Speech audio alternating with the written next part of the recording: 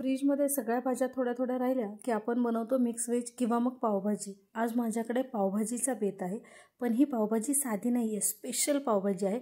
कारण यासाठी आपण एक सिक्रेट प्रकारची लाल तिखटाची चटणी बनवणार आहोत, ज्याची फोडणी दिल्यानंतर आपली पावभाजी अप्रतिम चवीची होते। ठेल्यावर भेटते ना, त्याहीपेक्षा खूप जास्त छान। आता सर्वात अगोदर मी 1 वाटी वाटाणे घेतलेले आहेत, 1च शिमला मिरची घेतलेली आहे, 2 बटाटे घेतलेले आहेत, 1 टोमॅटो, थोडासा गाजर, त्याचबरोबर अर्ध बीट घेतलेलं आहे। बीट अर्धच घेतलेलं आहे मी, कारण ही पावभाजी मी 4 जणांसाठी बनवते। तुम्हाला हवं असेल तर तुम्ही तुमच्या सोयीनुसार किंवा तुम्हाला किती पावभाजी बनवायची त्यानुसार या सर्व साहित्याची क्वांटिटी चेंज करू शकता। आता सर्वात महत्त्वाची गोष्ट, फ्लावरचा फ्लेवर आमच्या घरामध्ये कोणाला जास्त आवडत नाही, त्यामुळे मी आज फ्लावर घातलेला नाही आहे। तुम्हाला हवं असेल तर तुम्ही यामध्ये फ्लावर घालून घेऊ शकता। पाणी घालायचे आणि मीठ घालून या भाज्या शिजायला ठेवून द्यायच्यात। मीठ घालूनच भाजी शिजवून घ्यायची आहे। आता बनवूया आपली सिक्रेटवाली लाल तिखटाची चटणी। सर्वात अगोदर भरपूर लसूण घ्यायचा आहे, 2 इंच आलं घ्यायचे, त्याचबरोबर आपण यामध्ये रंग सुंदर येण्यासाठी बेडगी मिरची पावडर वापरणार आहोत। तुम्हाला जर तिखट जास्त आवडत असेल तर तुम्ही अर्धी बेडगी मिरची पावडर आणि अर्ध लाल तिखट वापरलं रोजच्या जेवणातील तरीसुद्धा चालेल, पण मला जास्त तिखट नाही आवडत म्हणून मग मी कमी घातलेली आहे बेडगी पावडर। हा घातलेला आहे मी सिक्रेट मसाला, हा आहे आपला कांदा लसूण मसाला। आपल्या रोजच्या जेवणातील जो कांदा लसूण मसाला आहे ना, तो मसाला जर आपण पावभाजीच्या या चटणीमध्ये घातला तर तिची चव अप्रतिम अशी येते। शिवाय ही चटणी आपण कधी फोडणीमध्ये घालायची आहे हेही मी तुम्हाला पुढे सांगितलेलं आहे। यासाठी व्हिडिओ शेवटपर्यंत नक्की बघायचा आहे। व्हिडिओ आवडला तर व्हिडिओला लाईक करायचं, तुमच्या फ्रेंड्स आणि फॅमिलीसोबतही शेअर करायचं आणि हो, जर आपल्या चॅनलला सबस्क्राईब केलं नसेल तर नक्की सबस्क्राईब करून घ्या। सर्वात अगोदर फोडणीसाठी 1 चमचाभर तेल घालून घ्यायचं आहे आणि त्यानंतर मग यामध्ये तूप घालायचे।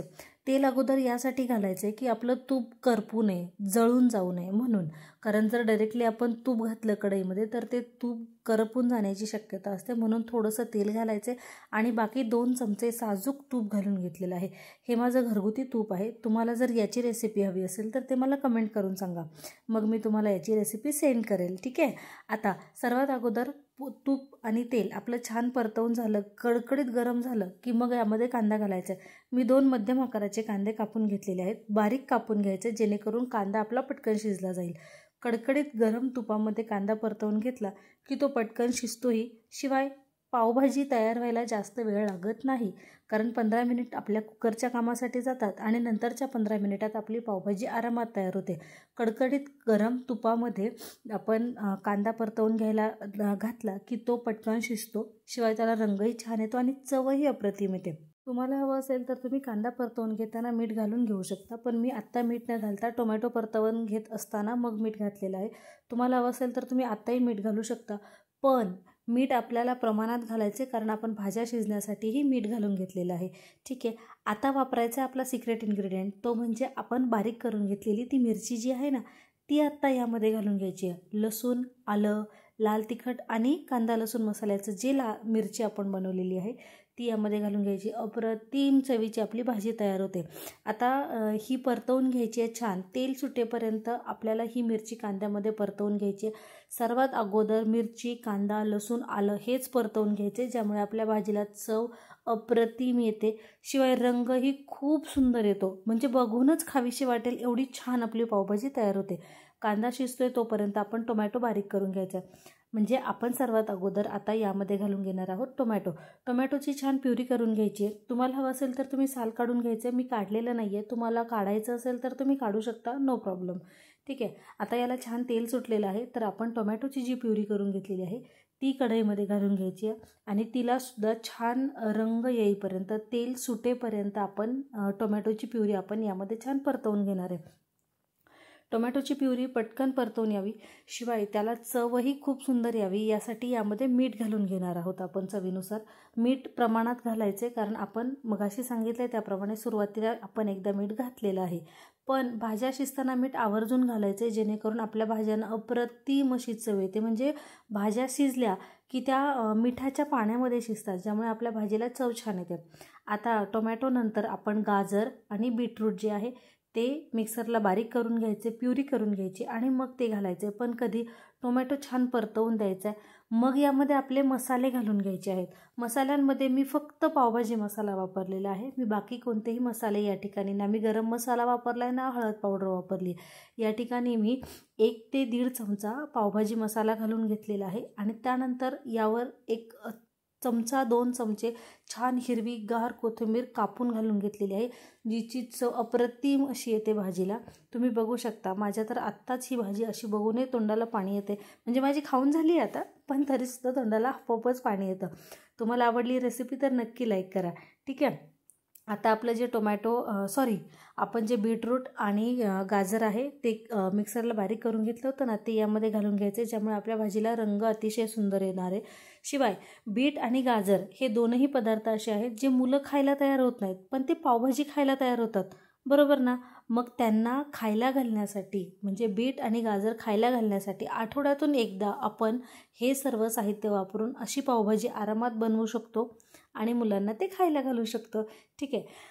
आता हे बीट वगैरे सगळं परतवून होतं आहे, तोपर्यंत आपण मिक्सरला सिमला मिरची आणि वाटाणा बारीक करून घेणार आहोत. मी वाटाणा सगळा बारीक करायला घेतलेला नाही आहे, कारण मी थोडासा वाटाणा नंतर घालून घेणार आहे, जो खाताना थोडासा मध्ये मध्ये आला ना की छान लागतं खायला. म्हणजे पर्सनली आम्हाला सगळ्यांना खूप आवडतं.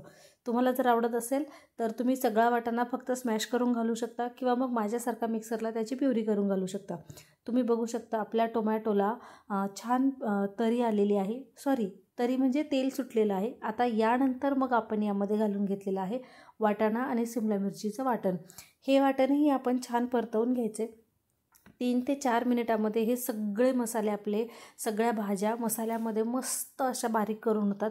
मग सगळ्यात शेवटी आपण यामध्ये घालायचा आहे बटाटा छान कुस्करून मिक्सरच्या भांड्यामध्ये घालून घ्यायचा आहे. त्यामध्ये पाणी घालायचं आणि मग त्याचं छान बॅटर करून घ्यायचे.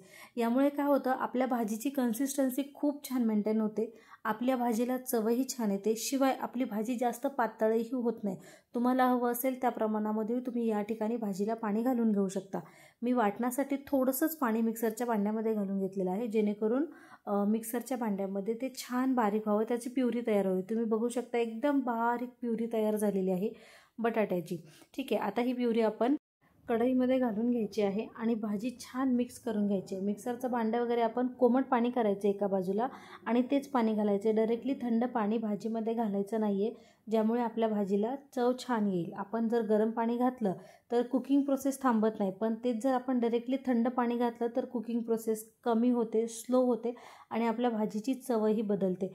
म्हणून मग यामध्ये घालत असताना कोमटच पाणी घालायचे. कोमट किंवा थोडंसं गरम घातलं तरी चालेल, पण थंड पाणी अजिबात वापरायचं नाही आहे. ठीक आहे. मी मिक्सरचं भांडं धुवून घेतलेलं आहे, तेही मी थोड्याशा गरम पाण्यानेच धुवून घेतलेलं आहे आणि आपल्याला हवं असेल त्या प्रमाणामध्ये यामध्ये पाणी घालून घ्यायचे. तुम्हाला ज्या कन्सिस्टन्सीची भाजी आवडत असेल ना, त्या कन्सिस्टन्सीची भाजी तुम्ही या ठिकाणी ठेवू शकता. कोणाला जास्त घट्ट आवडते तर कोणाला थोडीशी ग्रेव्ही टाईपमध्ये थोडीशी पातळ अशी भाजी आवडते. या ठिकाणी मी कुकरमध्येच पाणी थोडंसं गरम करून घेतलं होतं आणि जे वाटाणे मागे ठेवले होते ना अर्धे, ते मी या ठिकाणी घालून घेतलेले आहेत. एवढं पाणी माझ्यासाठी इनफ आहे. एवढी भाजी 4 जणांसाठी पुरेशी आहे. तुम्हाला हवं असेल तर तुम्ही या सगळ्या गोष्टींचं प्रमाण कमी किंवा जास्त करू शकता. अगदी 4 ते 5 मिनिट उकळवून घ्यायची आहे भाजी, पण गॅस बारीक ठेवायचा आहे. गॅस अजिबात फास्ट करायचा नाही आहे. तुम्हाला हवं असेल तर तुम्ही या ठिकाणी आत्ता यावेळी बटर घालून घेऊ शकता. जर बटर घालायचं नसेल तर तुम्ही यामध्ये 1 चमचाभर तूप आवर्जून घालायचे, ज्यामुळे आपल्या भाजीला रंग खूप छान येतो. शिवाय तिची चकाकी, टेस्ट खूपच सुंदर येतं. तुम्ही नक्की ट्राय करा. मी पण या ठिकाणी तूप घातलं, पण तो व्हिडिओ माझ्याकडून स्किप झालेला आहे, त्यासाठी सॉरी. तुम्ही बघू शकता आपली भाजी छान तयार झालेली आहे. किती सुंदर आणि टेम्पटिंग अशी आपली भाजी दिसते आहे. आता सर्वात शेवटी यामध्ये घालून घ्यायचे 1 चमचाभराचा कोथिंबीर बारीक कापून घेतलेली आहे, ती घालून घ्यायची, ज्यामुळे भाजीला रंगही छान येतो आणि चवही अशी अप्रतिम येते. ठीक आहे. आपली भाजी सर्व करण्यासाठी तयार आहे. तुम्हाला हवं असेल तर तुम्ही डायरेक्टली तुपामध्ये पाव गरम करून खरपूस गरम करूनही घेऊ शकता, पण या ठिकाणी आज मी मसाला पाव बनवलेले आहेत. मसाला पाव बनवण्यासाठी जास्त वेगळं काही वापरायची गरज नाही आहे. आपण जे लाल तिखट बनवून घेतलं होतं ना, त्यातलं थोडंसं मी या ठिकाणी बाजूला काढून ठेवलं होतं, ते घालून घ्यायचे. थोडीशी कोथिंबीर घालायची आणि 1 अर्धा चमचा तूप घालायचे आणि यामध्येच आपली भाजीसाठीचे जे पाव आहेत ना, ते गरम करून घ्यायचे. हे पाव खायला अतिशय अप्रतिम चवीचे लागतात.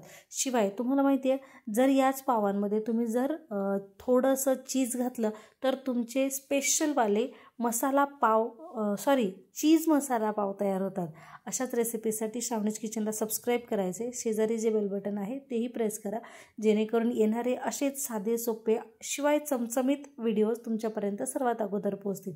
पावभाजी सर्व करत असताना या ठिकाणी मी कांदा आणि थोडीशी कोथिंबीर घेतलेली आहे. व्हिडिओ आवडला असेल तर नक्की लाईक करा.